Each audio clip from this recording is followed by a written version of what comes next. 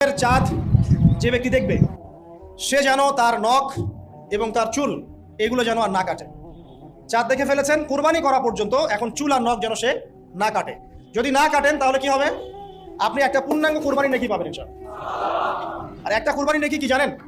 কুরবানির পশুর গায়ে যতগুলো লোমকূপ আছে ততগুলো নেকি আপনার আমল নামায় যুক্ত হবে ইনশাআল্লাহ আযজা ওয়া জাল। এই জিলহজ মাসের প্রথম 10 দিন সম্পর্কে আল্লাহ পাক সূরা ফজরের মধ্যে শপথ করেছেন, ওয়াল ফজরি, ফজরের কসম, ওয়া লায়ালিন আশর, এবং এই 10 রাতের কসম। এই 10 রাত বলতে এখানে জিলহজ মাসের এই 10 দিন এবং 10 রাতকে বোঝানো হয়।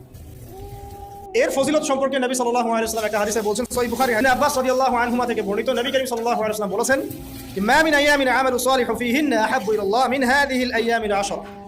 আল্লাহ পাকের কাছে এই 10 দিন অর্থাৎ জিলহজ মাসের প্রথম 10 দিনের নেক আমল যত বেশি প্রিয়, আল্লাহর কাছে জিলহজ মাসের প্রথম 10 দিনের নেক আমল যত বেশি প্রিয়, অন্য কোনো আমল এত বেশি প্রিয় না। অন্য কোনো আমল, এটা বুঝতে গিয়ে সাহাবায়ে কেরাম প্রশ্ন করছেন, ক্বালু, তারা বলছেন, ইয়া রাসূলুল্লাহ, হে আল্লাহর রাসূল, বলুন সাল্লাল্লাহু আলাইহি ওয়াসাল্লাম, ওয়ালাল জিহাদু ফি সাবিলিল্লাহ, আল্লাহর